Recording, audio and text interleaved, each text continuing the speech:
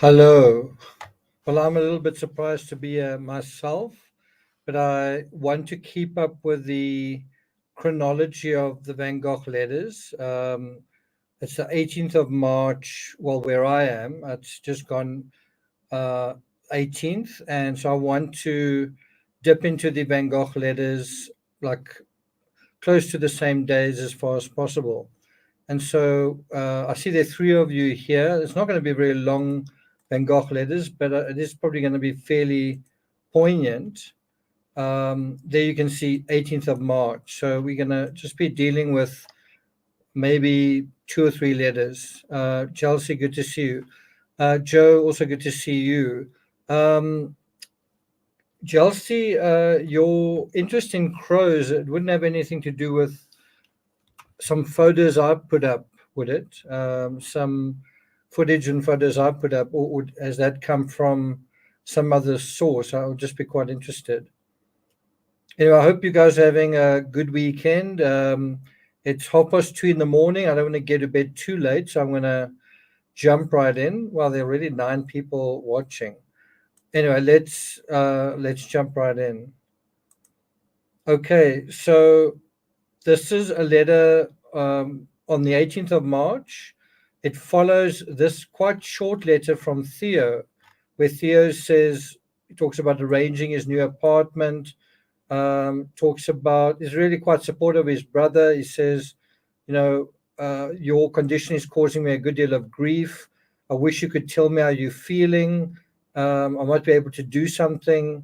He says, in all probability, I'm going to have days of happiness with my dear Joe, while you are passing through days of misery. So it's a very bittersweet scenario that's taking place. Like in a way, at the moment that Vincent has this horrible setback, he loses his ear, he's kind of losing his mind. We'll talk about that in a moment. And he's also, hi Mel, he's also, obviously been betrayed by his friend and is very lonely and isolated.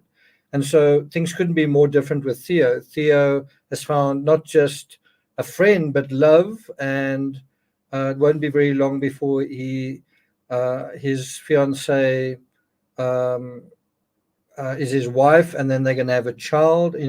So there is going to be quite a lot of happiness in Theo's life at the same time that Vincent is really kind of in dire straits. Oh, okay. Interesting, Chelsea. I must say, I feel like I've got a bit of a relationship with crows. Maybe writing a couple of books about them gives you a different sense about them. But I must say, even on the Skeleton Coast, where there's nothing, you see a couple of crows, um, making their living. Anyway, so what is quite curious is Reverend de Saul's description of Vincent. And I must say, in the beginning, he comes across as a fairly heartless fellow. He just seems very, um, by the book, and he doesn't seem very humane, I guess, or kind. But it does seem like he's come around and he's starting to understand. Remember, he's a French pastor, I guess.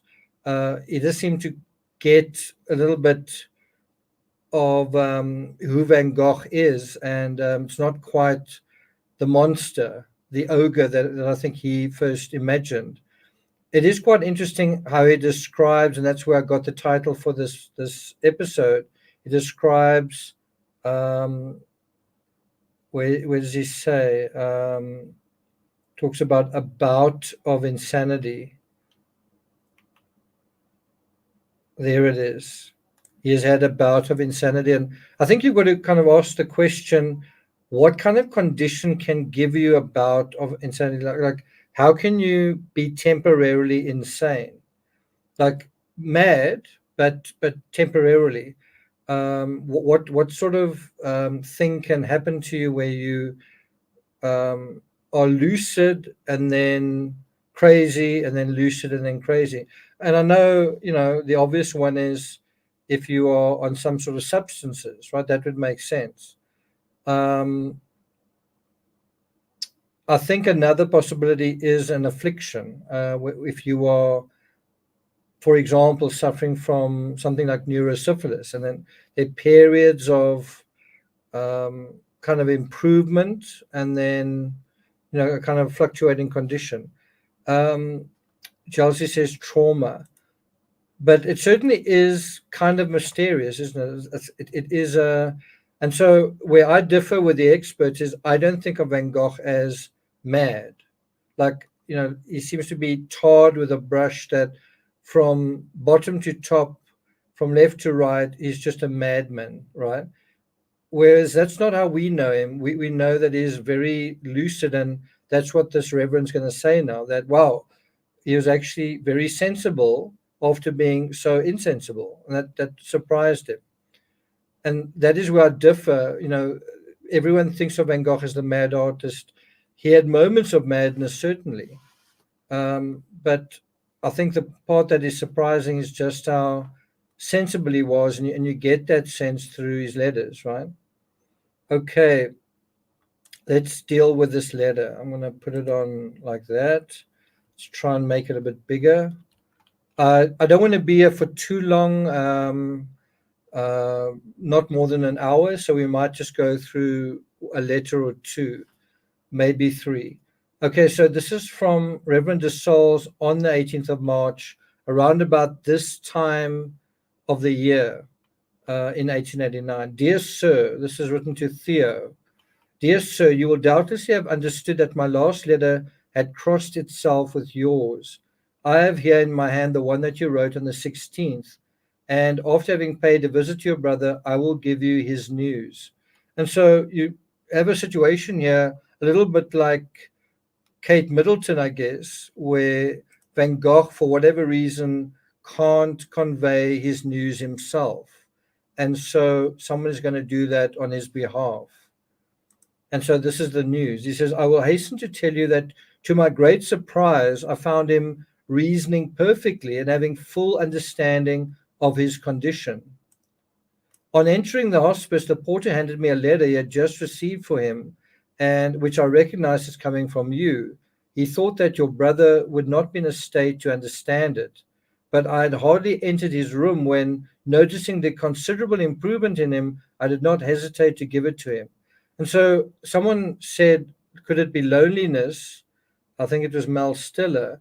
You can imagine that someone can be overwhelmed by loneliness, that you can literally be, um, there can be a kind of a trauma associated with that sort of despair and heartbreak with extreme loneliness. Now, I don't know if that is the case here. I don't know if one could even say that he was mad with grief, that he was, what's that word? Is it disconsolate? It's where you just can't be comforted, right? You're just very unhappy, Disconsolate. right? Um, I think that is the opposite word here. Not just dejected, not just downcast, not just unhappy, but extremely unhappy. You can't find comfort in anything. But of course, he does find comfort in these letters, and he says he noticed a considerable improvement in him. And I must say, what's quite strange is when I was a teenager, I had, I don't know, maybe 30, 40 pen friends. And that was kind of before email. Not 100%, but it was certainly, um, I was certainly writing a lot of letters. And um, I must say it was always an incredible thrill for me getting mail from Ireland, from the USA, I think from Kenya, from Croatia, I believe, Australia, I think, but really all over the world. I had a really good pen friend from Cheshire that went on to study and got a doctorate at Cambridge, um, and um, and so I know that feeling where you get a letter and it's just makes you feel incredibly happy. And I think that is what he was feeling like here. And so he says, I did not hesitate to give it to him. He read it in my presence and even communicated to me the last part of it, where you speak to him of a friend, a fellow painter who wants to come to all. And so even his comprehension, even when Van Gogh, he seems to be in this strange state when he's handed a letter, he seems to come out of it and he seems to have his faculties and have a strong comprehension of really what's going on. Bex in Wonderland, good to see you. Hi from snowy Ontario. Inconsolable, that's a good word as well. Um, no one at all says good evening. I want to I want to read Nick's book that is written through the perspective of a crow. Well, there are three. Um, I think 4 and 5 are to some extent the crow. It's really a raven. The raven is present as well, but a little bit less present. Okay, so you know which books they are: Doubt, Doubt Two, Doubt Three, and Deep and Deeper into Darkness. Okay. He goes on to say, your brother has spoken to me with calm and perfect lucidity about his situation and also of the petition signed by his neighbors. So at this, and you can kind of understand how Van Gogh can be so distressed that he is kind of disconsolate or inconsolable, right? That he's feeling not only betrayed by his friend that left him, but even the good people of all are kind of turning on him. And I don't want to make a big deal of this, but when I came back from my holiday, I found in my post box a letter saying no pets allowed, and I definitely felt a kind of madness. I definitely felt just in a very short period of time very distressed. I felt like basically just leaving my home, taking my dog with me, just leaving my home and going somewhere else, just leaving everything. And um, I certainly didn't scream and throw toys and have a tantrum, but I certainly felt a great degree of uh, invisible but internal turmoil. And I must say, if you look at my home at the moment, it's pretty messy, which I think shows to some extent a degree of anxiety. So um, that definitely was and still is to some extent a concern. Anyway, so he goes on to say the existence of which the commissioner cannot ignore. And so what he's saying here is the petition signed by Van Gogh's neighbors is something the police commissioner can't ignore. The police commissioner is aware that Van Gogh is a whatever you want to call it, someone who's disturbing the peace, a troublemaker, persona non grata, right? Then he says, this piece distresses him a great deal. If the police, he said to me, protected my liberty by preventing the children and even the grown-ups from gathering around my domicile and climbing up the windows as they did, as if I was a curious beast, I would have remained calmer. In any case, I haven't hurt anybody and I'm not dangerous to anyone.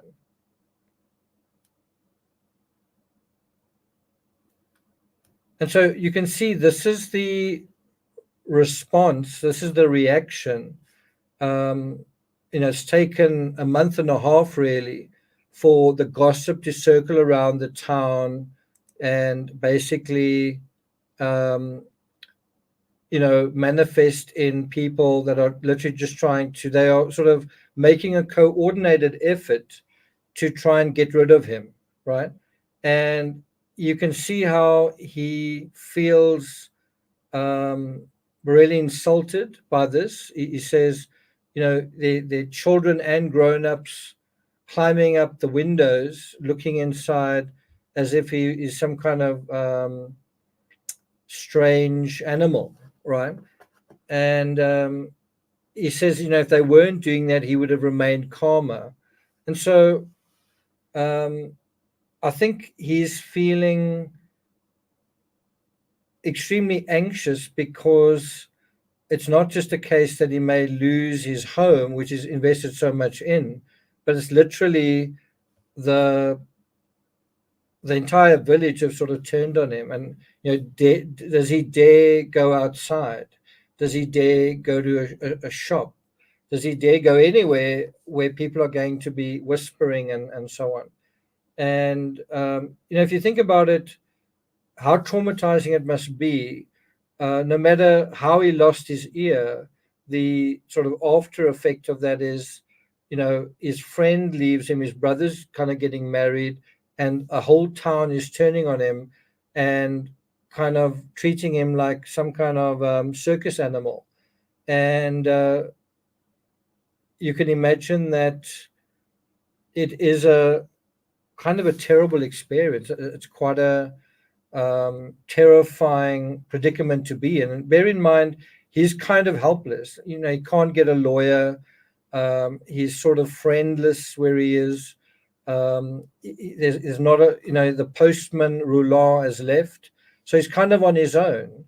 And think about that. It's one thing to have people turn on you, but it's another thing when it feels like no one has your back. And so all the more reason when a letter arrives, he comes to life in a way, right? Okay. So he goes on to say he understands, that goes without saying, that he has had a bout of insanity, and this thought grieves and revolts him at the same time. And so you kind of got to ask, what does that mean? Did he have a bout of insanity related to taking absinthe? Did he have a bout of insanity related to syphilis? Or was it a combination of neurosyphilis, absinthe, um, anxiety, and other things?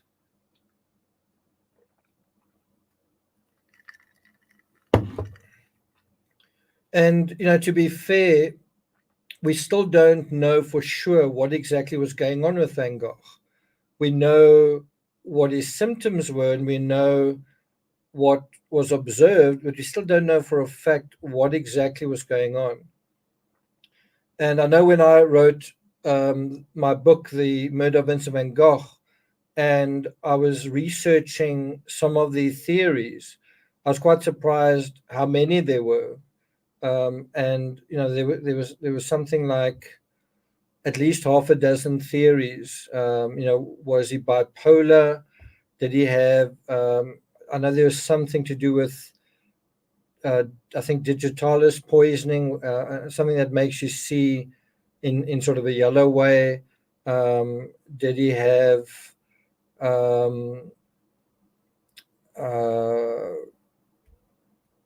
manic depression, and so on and so on and so on? And that's quite a wide range of possibilities, right?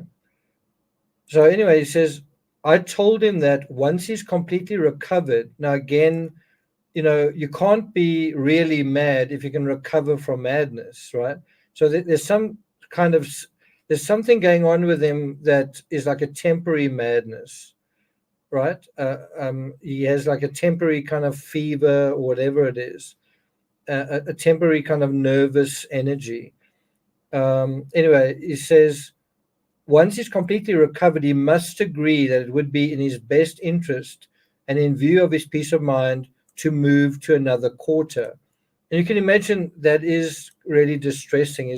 He's put a lot of work into the Yellow House, and given the situation he is in, he probably feels very vulnerable. How am I going to afford where I am? How am I going to do this move? Right? What am I going to do with my furniture? He says he appears to have accepted this idea while calling my attention to the fact that perhaps it would be difficult to find an apartment elsewhere after what has happened. And I think what he means is he's probably not going to be able to find another apartment in all. He's going to have to move to another town. In summary, I found your brother transformed, and God willing, this improvement will be maintained. There is something in his state which is indefinable. So even he says he can't quite put his finger on what is going on with Vincent. And he says it is impossible to account for the so abrupt and sudden changes that have happened to him. It is evident that while he remains in the situation where I've seen him, there's no question that he will remain confined, and no one that I know has this sad courage. It's quite interesting, that choice of words, that he nevertheless recognizes that this artist has kind of got a sad kind of courage. You would think in a way that he would, because he's in a devastate is kind of how can I put it? He has been devastated by a couple of blows that life have dealt him, and in a way you would imagine that he would do something completely different, like return to Paris or join the army or just trying to think. But basically, give up art, give up painting. In other words, try and find some way to make life more certain and comfortable. Not comfortable, but where there's going to be an improvement in his life. Because obviously, if he just continues to paint, he couldn't sell any of his art before, right? And thank goodness he continued, because that's why we have Starry Night. Starry Night came about a little bit more than I think a month from this point. Anyway, he says he told me that he will hasten to write to you, the best to you, and from the bottom of my heart, your very devoted souls. And so this letter was written on the 18th. Let's see how long it takes Van Gogh to write to his brother Theo after the 18th. And the answer is, well, one day later.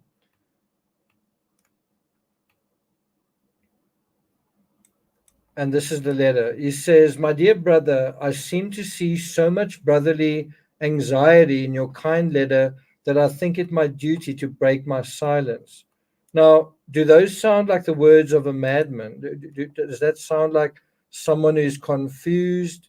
Does that sound like someone who doesn't really have a handle on reality? Does that sound like someone who is basically overwhelmed by life? Or does it sound like someone who's, well, look at what he says there. I write to you in the full possession of my faculties and not as a madman, but as the brother you know. This is the truth. A certain number of people here, there were more than 80 signatures, addressed a petition to the mayor. I think his name is Monsieur Tardeau, describing me as a man not fit to be at liberty or something like that. And so Yeri is speaking on his own behalf, right? And this is where I have a problem with the art experts and the museums and the people who say, he was a mad artist. That's kind of the cliche of Van Gogh. When you allow him to speak on his own behalf, he says, I have the full possession of my faculties. And so, I think it's a little bit like, how can I put this? If last week I got drunk on wine, and 2 weeks before that I drank a lot of beer and made a fool of myself, I don't know whether it's fair to say Nick is an alcoholic. I think it's fair to say Nick had a bit of a um, I don't know, setback or whatever. And by the way, I didn't get drunk, so just to clear the record. What I'm trying to say is, he's being tarred unfairly with a brush. And although it's true that he had um, certainly moments where he was somewhat crazy, and I think one of those was in the presence of Gorgan, I really don't think you can say, like in a general sense, that his art came via the gift of madness. I really don't think so. Anyway, let's go back to the letter. He says, um, the commissioner of police or the chief commissioner then gave the order to shut me up again. Anyway, here I am, shut up in the cell all the livelong day, under lock and key and with keepers, without my guilt being proved or even open to proof. And so, you kind of get the sense that he's feeling a little like someone who's been falsely accused of something. Basically, the thing we deal with so often, innocent until proven guilty. Well, he's the opposite, where he is guilty, and no one has any interest in proving him innocent. They just want to kick him out the town. So he's kind of just a pariah, and they just want to get rid of him. Anyway, it goes on to say, needless to say, in the secret tribunal of my soul, I have much to reply to all that.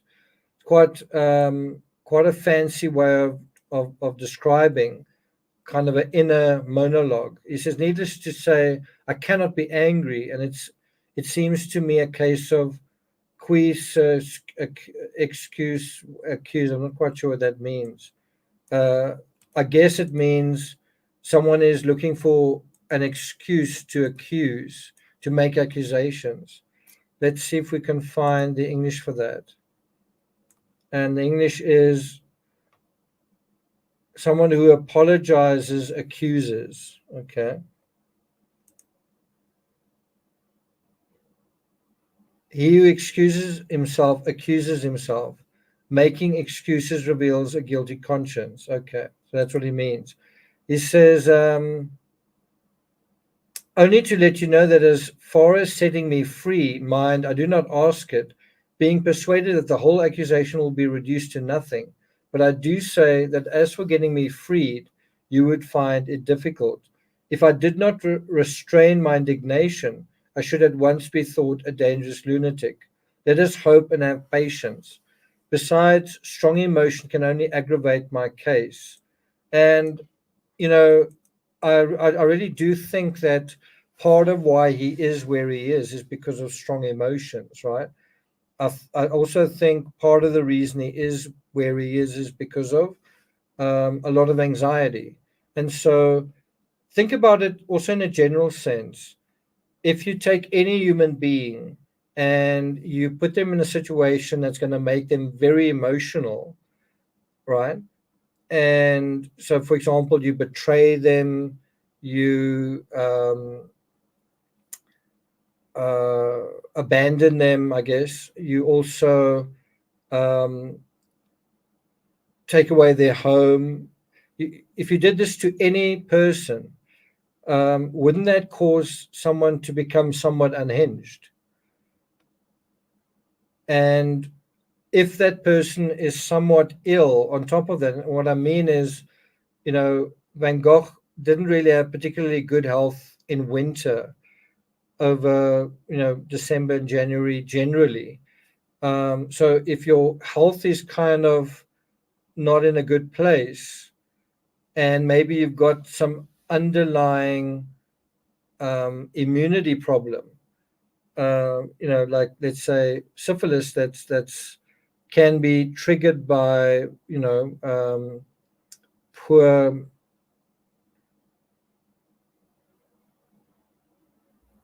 poor eating, and but then even more so by being under emotional and emotional strain and other stress. To me, it almost just seems normal that someone would not be on their best behavior, because it would actually be strange if someone didn't react in some way, under those circumstances, right? As Mel Stiller says, if you're not eating very well, perhaps you're not sleeping, and you have a high stress, um, how can you not have a nervous breakdown? And by the way, just before I came on to do this live, I was just watching kind of with one eye on the screen and one eye editing a video on Etosha. I'm not really going to too much effort just because no one's really watching them. I suppose if I went to more effort, maybe, but anyway, it is what it is. So, but I was watching Fight Club, and what's really interesting is how the schizophrenia and the sort of delusion of Fight Club happens within a scenario of chronic insomnia and also high loneliness and high stress. So you kind of have those three things, which eventually lead to the central character kind of having a extended a breakdown, but one that lasts quite a long period of time. He's actually going through kind of a psychosis because of this extreme amount of stress he's under. And yeah, he's not eating, he's not sleeping, he's he is very lonely. He is under a lot of stress, and he's also very unhappy.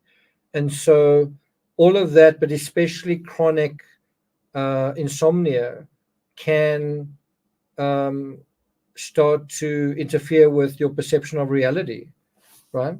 When I was driving with Brian through Namibia, there were a couple of days where I was extremely tired.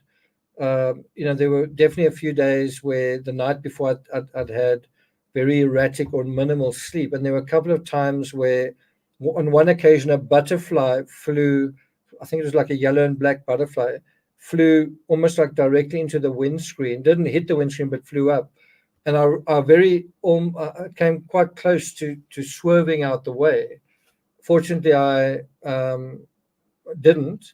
There's another occasion where there was just something in the road, like I think it was dirt, but it just looked like something. There was nothing there. It was just a configuration of the dirt. But in that state of being somewhat sleep deprived, I thought it was, I don't know what I thought it was, but it kind of jumped out at me, and I had to resist the urge to turn the wheel. And obviously I didn't, but I'm just saying, um, just that on its own, sleep deprivation can um, be very taxing and very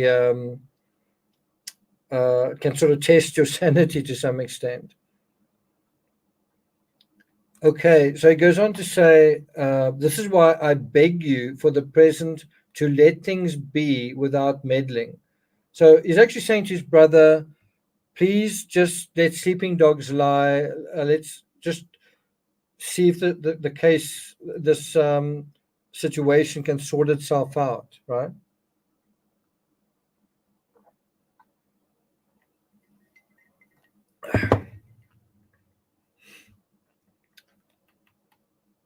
He says, take it as a warning from me that it might only complicate and confuse things. So basically saying to his brother, I'm okay, but out, right? And that gives you a sense of Van Gogh's sad courage, that he is, for all his difficulties that he's having, he's actually very resilient. He's actually quite a tough son of a gun, right? Um, anyway, so he goes on to say, all the more because you will understand that while I'm absolutely calm at the present moment, I may easily relapse into a state of overexcitement on account of fresh mental emotion. That is his own diagnosis, and I must say it makes sense. He says, he talks about So he understands that he's capable of relapsing, right? And a relapse, as far as he's concerned, is where he gets taken over by overexcitement because of emotion, but obviously not positive emotion. Emotions like the anger of the locals, the accusations of the locals, the threats of the locals, the anxiety he's feeling as a result of the intimidation that he's facing. And so, um, although I think it's to some extent a euphemism, I also think it's somewhat accurate that what he's suffering from isn't madness, but just a kind of stress associated with a very stressful situation. Yeah, I agree with that. Quite a quite a strong person in a certain way. I mean, how many people in this situation wouldn't reach out to their one supporter and say, please help me in this situation. Please come and get me. Please support me. Please come here, whatever. So you understand what a staggering blow between the eyes it was to find so many people here cowardly enough to join together against one man, and that man ill. And so I think there's a little bit of, I don't want to say self pity, but you can understand that he feels chagrined by the fact that while he's down, there's that saying, don't kick a dog while it's down. Um, he's being kicked while he's down. And, he's lost his ear. His friend has left him. And now, to make all of that worse, these villagers are turning on him. And he's just finding it really unfair. And it is unfair. He says, very good, so much for your better guidance. As far as my mental state is concerned, I am greatly shaken. Does that sound like someone who, is so mad, um, is such a lunatic that he doesn't know what's happening to him? He does know what's happening to him. Is shaken by what people are capable of. Is shaken by um, the duress that he's under. Anyone would be. He says, I am recovering a sort of calm in spite of everything so as not to get angry. And so, what he's also trying to say is saying, I'm trying not to get angry. And you can understand him being angry because is it fair that people want to kick him out? Is it fair? Is it fair that they are treating him like an animal, basically? Is it fair that they are basically accusing him, it feels like falsely? Okay, so he says, besides humility, he says, besides humility becomes me after the experience of the repeated attacks. So I am being patient. The main thing I cannot tell you, the main thing I cannot tell you this too often is that you should keep calm too and let nothing upset you in our business. In your business. After your marriage, we can set ourselves to clearing all this up. And meanwhile, I beg you to leave me quietly here. I'm convinced that the mayor, as well as the commissioner, is really rather friendly and that they will do what they can to settle all this. Well, guess what? That's not going to happen. He says, here, except for liberty and except for many things that I could wish otherwise, I'm not too badly off. Besides, I told them that we were in no position to bear the expense. I cannot move without expense. And here he's being kind of quite a lawyer. It's quite a good argument. Uh, I want to leave, I should leave, but I can't afford to leave. He says, and here are 3 months that I haven't been working, and mind, I could have worked if they had not vexed and worried me. So there he really describes essentially the issue that he's been vexed and worried, right? It's quite a good word, that vexed. Should we have a look at it?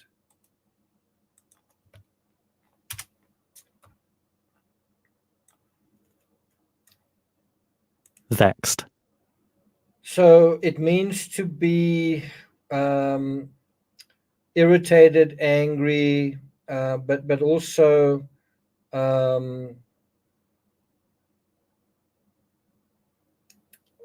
I tend to think of vexed as where you kind of stuck um, in a particular state.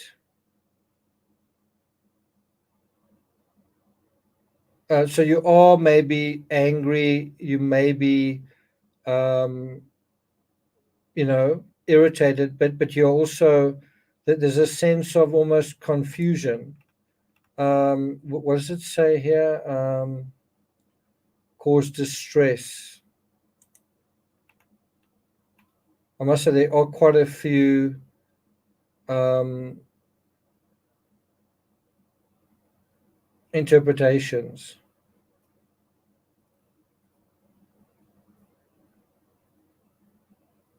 Chafe, disquiet, hassle, rile, harass, etc. Okay. Anyway, he says, how are our mother and sister? As I have nothing else to distract me, they even forbid me to smoke, though the other patients are allowed to. I think about all the people I know all day and all night long. And so you can imagine that's also something that irritates him.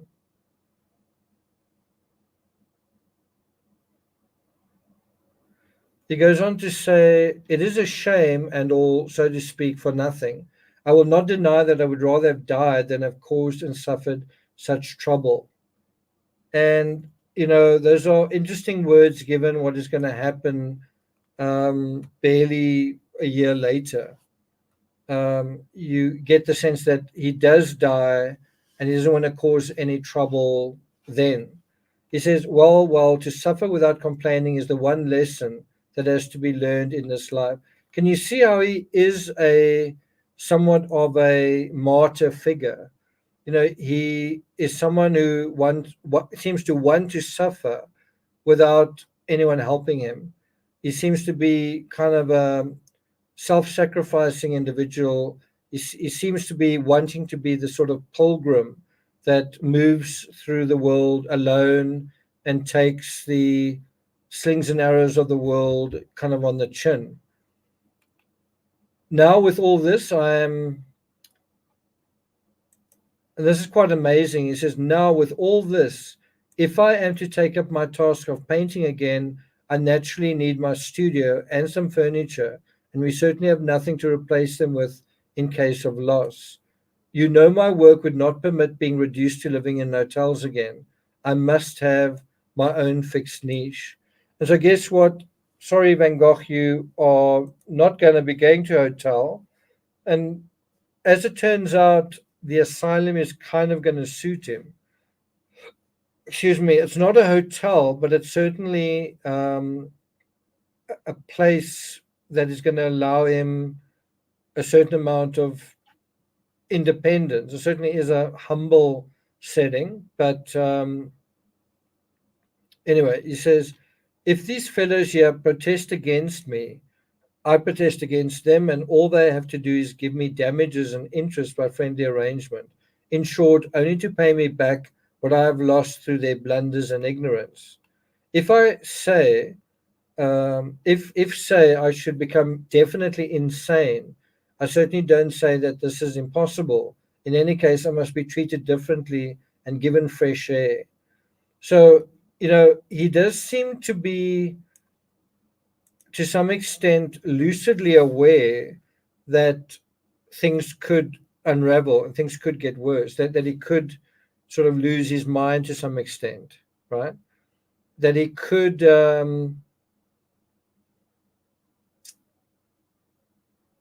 that these feelings of irrational thought and of excitement could actually become permanent. He seems to be aware of that. He says, I certainly don't say that this is impossible, but he's saying, with fresh air and if I can work, well, then I may be able to function. That is how he sees his own cure. Just give me some fresh air and let me work. He says, then honestly, I will submit, but we have not, but we have not got, but we have not got to that. And if I had had peace, I should have recovered long ago. So that tells you something as well, that if you take away the stress, if you take away the intimidation from the locals, if you take away people treating him, mistreating him, if you take away that whole kind of slew of anxieties, then he's saying then he would be okay. And that does actually seem to make sense, but that doesn't seem like madness. That just seems like someone who needs just a basic modicum of peace of mind, right? Yvonne says he always has a fight within him, though, like suggesting being paid back for what time lost. Yeah, that's why I say it's kind of like a lawyer in some ways.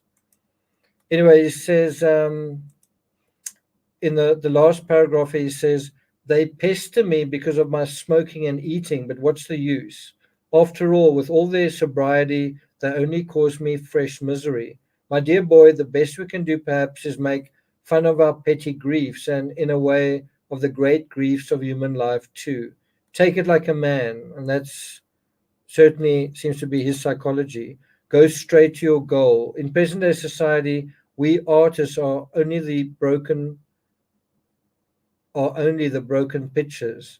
I so wish I could send you my canvases, but all of them are under lock and key, guarded by the police and keepers. Don't try to release me, that will settle itself. But warn Signac not to meddle in it, for he would be putting his hand into a hornet's nest.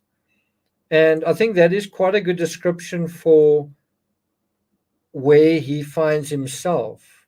He's describing his situation as basically the inside of a agitated hornet's nest.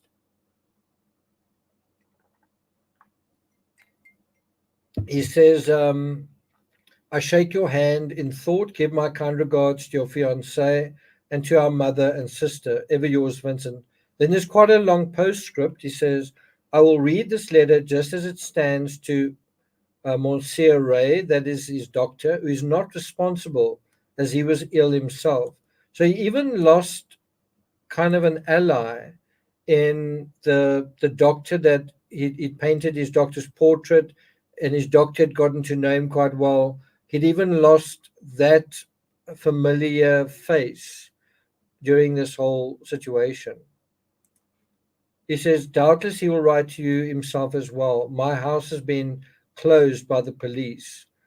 Now, I've said this before, I don't know if you remember when I would put Van Gogh letters on True Crime Rocket Science channel. Every time I did it, I'd lose 20, 30 subscribers, sometimes more. And I mean, I probably put up 30 episodes, so you can do the math yourself.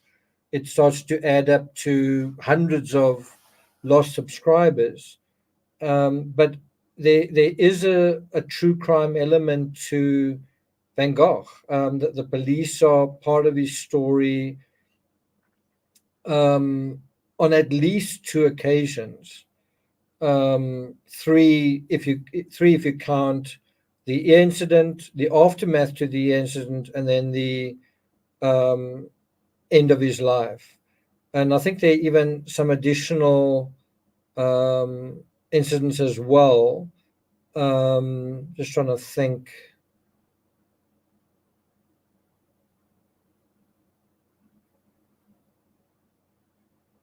Maybe not. Okay. Anyway, so he says, my house has been closed by the police. Well, yeah, so he actually came perilously close to being kind of thrown out of Noonan when he had a relationship with the neighbor's daughter, and the neighbor's father was a pastor. So, that was kind of a scandal of its own.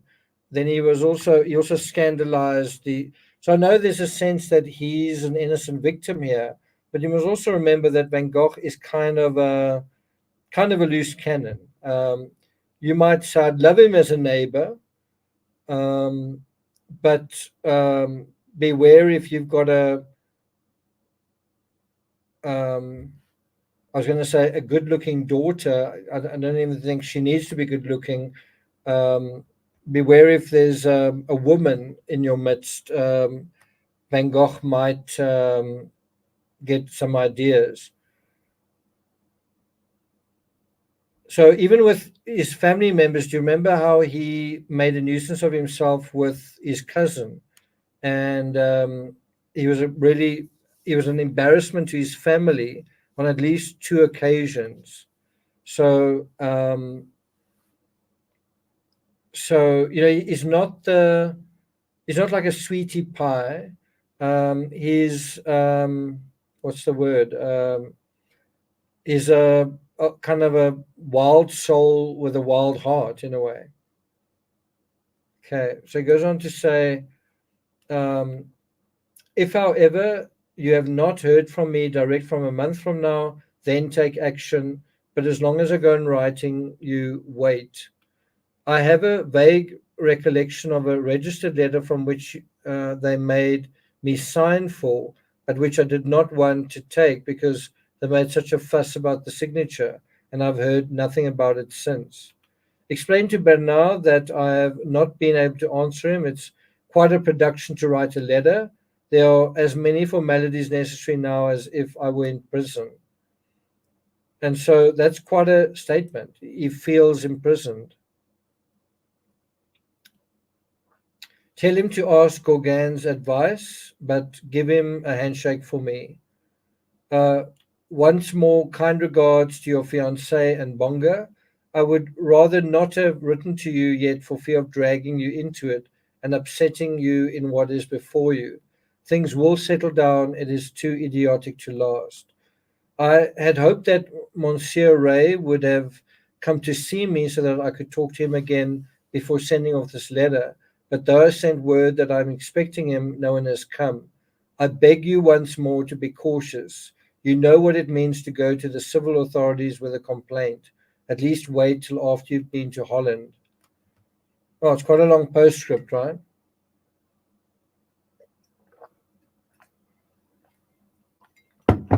So he says, I am myself rather afraid that if I were at liberty outside, I should not always keep control of myself if I were provoked or insulted. So there's a pretty authentic statement from him. There's a pretty honest assessment where he says, if they just let him go, if they turned the key, opened the door, and said, out you go, do your own thing. He says, I'm not sure if I could keep control of myself. If someone provoked me or insulted me, I might lose it. And that to me is also kind of a sign of someone who is quite, in possession of, is self-possessed, right? But is also very aware that he is um, kind of skating on very thin ice. Um, he's managing to hold on to a very thin thread, right? He's managing by the skin of his teeth, and it's just going to take someone provoking him or insulting him, and he might just lose it. I don't know if you felt like that. I don't know if you felt where someone pushes you, or I don't know, a lot of things are falling apart, and you feel like, you know what, if there's one more straw, it's going to break the camel's back. And so he's aware of that, and to his credit, he sort of feels like I just need to, um, I just need to be calm. It also makes you wonder just how bad the arguments must have been between him and Gauguin, because you can imagine Gauguin was provoking him. You can imagine Gauguin was insulting him. And you can imagine that that was going on day after day after day after day, week after week, until Gauguin left. And so all of that has probably weakened his psychological resilience as well to some extent. Then he says, and then they would be able to take advantage of that. The fact remains that, so can you see what he's really talking about here is his emotional state, that he's really in a fragile emotional state. And again, I ask you, who wouldn't be? Who, if you've lost your ear, you've nearly lost your life, you're losing your home, you've lost your friend, and to make all of that worse, it's kind of juxtaposed. Your brother is now, things are going better than ever with your brother, which that contrast just makes it, in a way, more agonizing. And then at the same time, what is happening later that year? It's already March. Well, there's this big exhibition in Paris. Well, I think he can, and he's basically in prison at this point. He can see that he's going to be missing that boat. So this big opportunity, the World Fair in France, where his brother is he going to be able to provide anything for that? And everything must just seem so unfair, right? Paddy says, a quite precarious situation. Indeed. So he says, the fact remains that a petition has been sent to the mayor. I answered roundly that I was quite prepared, for instance, to chuck myself into the water if that would please these good folk once and for all.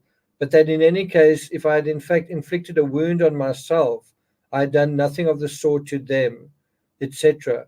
Now, isn't this an incredible statement? He says, but that in any case, if I had in fact inflicted a wound on myself, I had done nothing of the sort to them, right?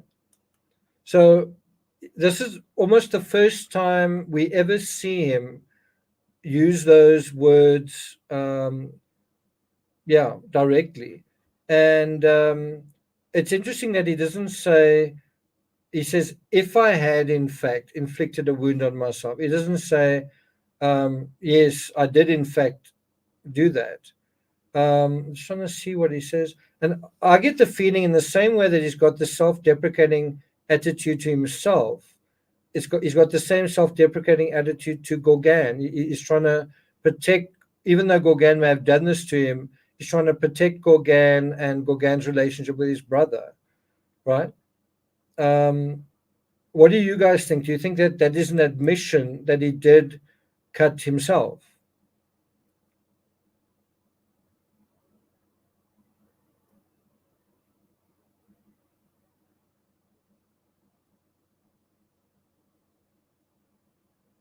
Joe says, I felt that way, barely holding on and just waiting for it to fall apart. Yeah. Helena says, so there it is. It wasn't self-inflicted. So he's saying, there's the word if. If I had, in fact, inflicted a wound on myself, right? If I had.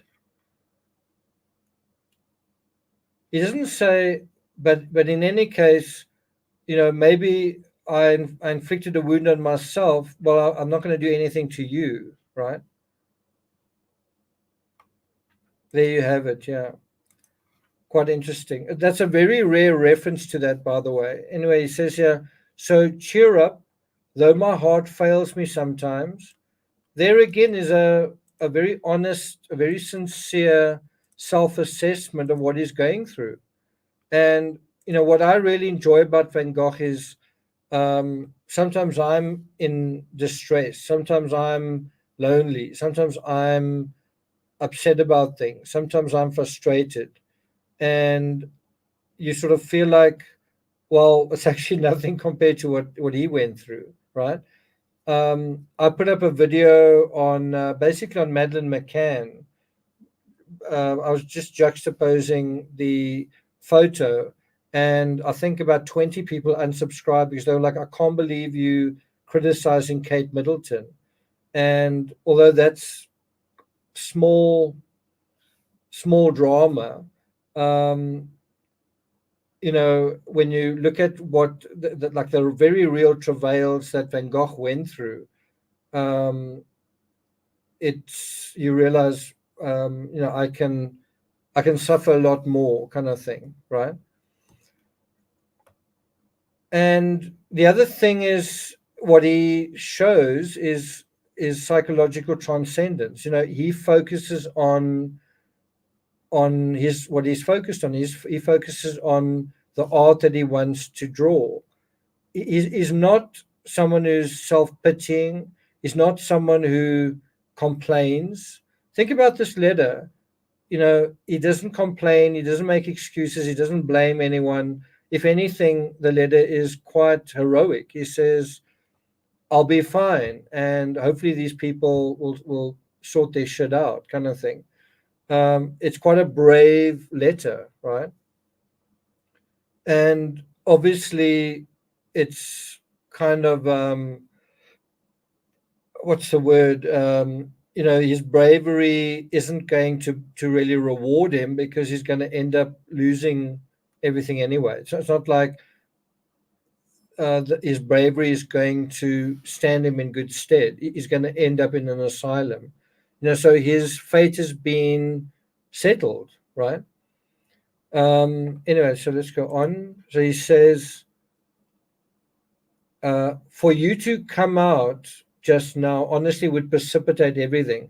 I shall move out, of course, as soon as I see how to manage it. So it does seem like he's accepted his fate. I hope this will reach you all right. Do not be afraid of anything. I'm quite calm now. Let them alone. I don't know how many times he's said that, easily half a dozen times in this one letter. Perhaps it would be well if you wrote once more, but nothing else for the time being. If I have patience, it can only strengthen me so as to leave me in less danger of a relapse. And so that is his another sort of remedy, another way that he treats his own sort of psychologies. He says to himself, be patient, don't do anything right now, just be patient. Of course, since I really had done my best to be friendly with people and had no suspicion of it, it was a rather a bad blow.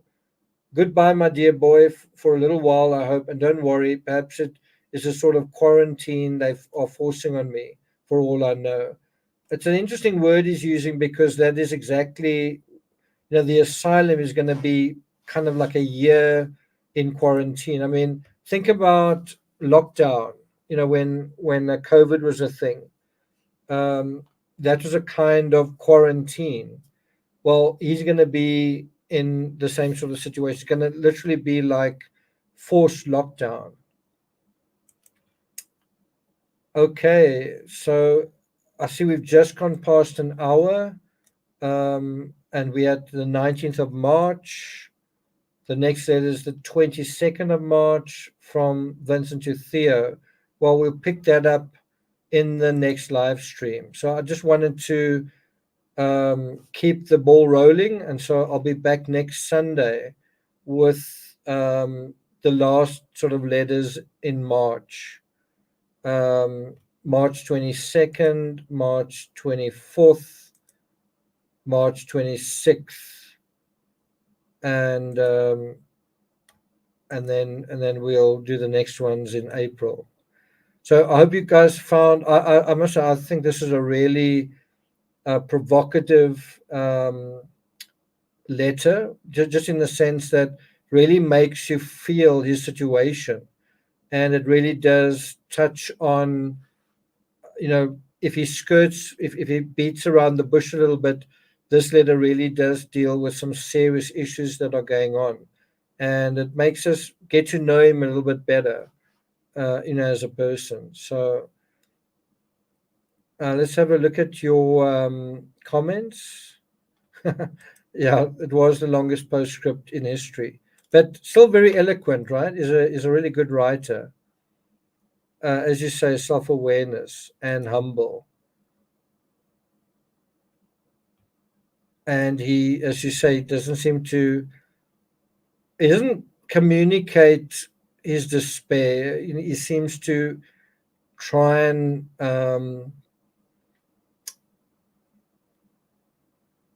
sort of weather it, if that's the word.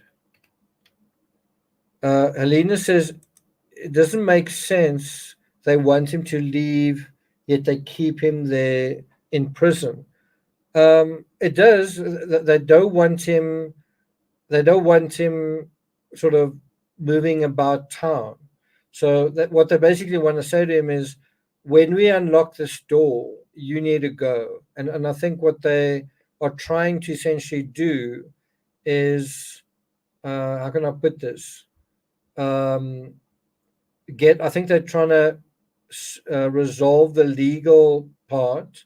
So get the commissioner and get the mayor and finalize the legal aspect. And then when that's finalized, then, uh, you are ordered to leave this town, kind of thing. Um, Beck says, thank you so much. Mel Stiller, today is the 19th of March, isn't it the 18th of March? Uh, Thanks, Chelsea. Yvonne, thank you so much. Appreciate it. Thanks for taking the time tonight. Yeah. Yeah, I think where you guys are, it's the 17th. Where I am, it's just become the 18th. It's my friend David's birthday today and my brother's birthday tomorrow. Cool. Okay, so it's 20 to 4 in the morning. I'm going to quickly sign off and see if I can grab a few hours sleep. We don't want to let insomnia get the better of me, right? Okay, and I wish you guys also a good night's sleep. Um, if you haven't already watched Why is Itasha Saying Chanting, it's on the Peachtree channel. It's quite a long video, 40 minutes. Please do check it out. I think you guys might. There's some photographs I took of elephants that are sprinkled through the video that I think you might really like. So check it out. Thanks, Bex. I appreciate it. Thanks for all your work and research. Thanks a lot.